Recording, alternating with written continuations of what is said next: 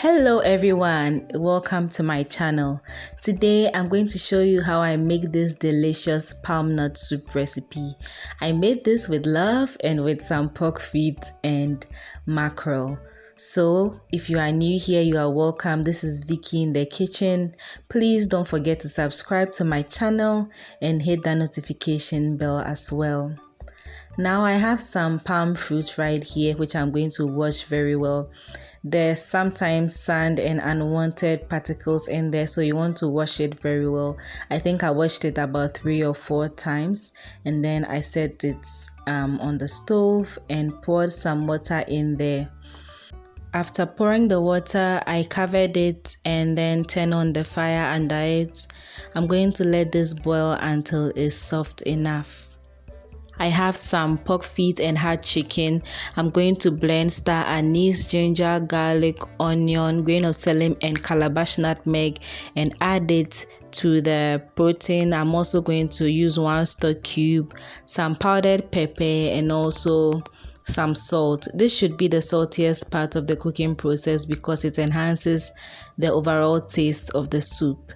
I covered it and allowed it to cook in its own juices, and then once it came to a steam, I decided to stir it and then add some water and continue cooking it until it was ready to use. So I'm not going to use the chicken for this recipe. The chicken is for another recipe. I'll be using only the pork feet.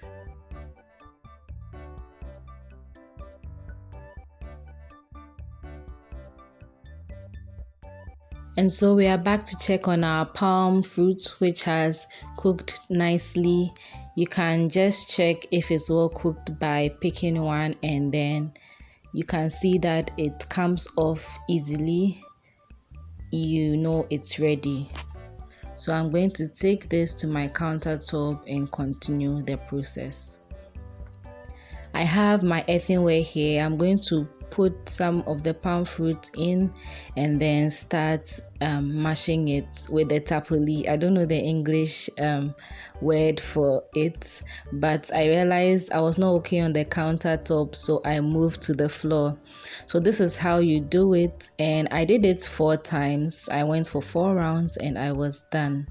So once that is done, you want to get some hot water on the side and pour it into the palm, and then you want to wear something that will not make you get burnt. Okay, so I wore some rubber on my hand, and then you are going to mash this until you extract all the juice possible. Okay, mash it very well, and then I squeezed it and put the chaff back into the hot water right behind. And then once I was done squeezing it, I strained it. Okay, I'm just putting the chaff behind me so that I can lift the pan and sieve it. I'm going to use just one hand to lift the pan, so I needed it to be a bit light for me. And so once I was done, I sieved it and I repeated the process. So if you are new here and you've not subscribed yet, you are watching my video, please do subscribe as it helps the channel to grow. And if you are a returning subscriber, thank you so much for your support. I am forever grateful. Don't forget to leave me a comment and let me know how you are enjoying the content. Thank you so much for doing that. And like I said earlier, I'm repeating the process, but this time around I am pouring some room temperature water so that I can use my bare hands and get as much juice as possible. So you can see that there's no more oil in here, there's no more juice in here. So I'm going to put this in a bag and set it aside.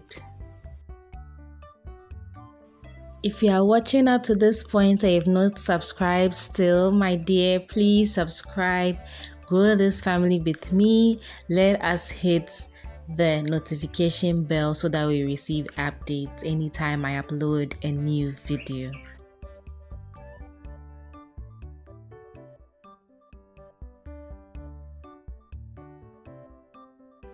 Now this is the consistency we are going for, not too light and not thick either. I'm going to add some onion and then tomatoes to this, two medium onions, two medium tomatoes, and set that on fire. As that is going on, I'm going to be spicing some mackerel with some white pepper and then stock cube and a bit of salt to taste, and then I'll let that marinate for a while as I continue with the cooking.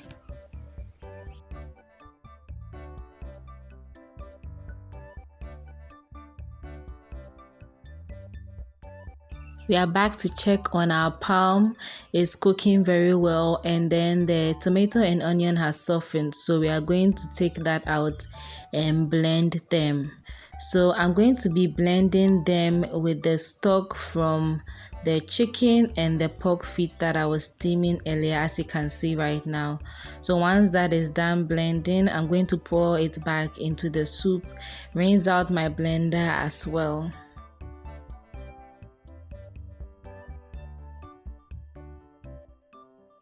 We'll bring it to a boil and let it cook for about 15 to 20 minutes. It's 15 minutes after. I'm going to add the mackerel that was marinating earlier. Once we are done with that, I'm also going to add the juice from the marinade. Okay, it also enhances the flavor of the soup.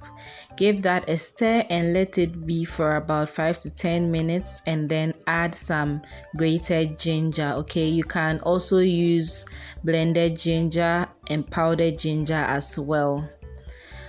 Once that cooks for about 5 minutes, you want to add the pork feet. The reason why I added the pork feet much later was because it was very tender. If yours is not tender, you should add it earlier on so that it can cook very well with the soup.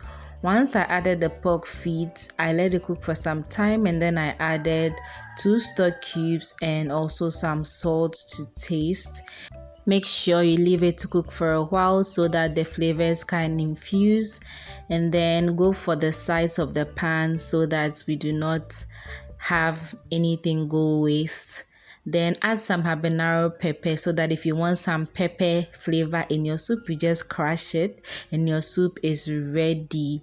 So let me know what you usually like to have palmnut soup with, and I'll be excited to read all your nice comments. Thank you so much for watching this. Do not forget to give this video a thumbs up, and I'll see you in my next video. Bye.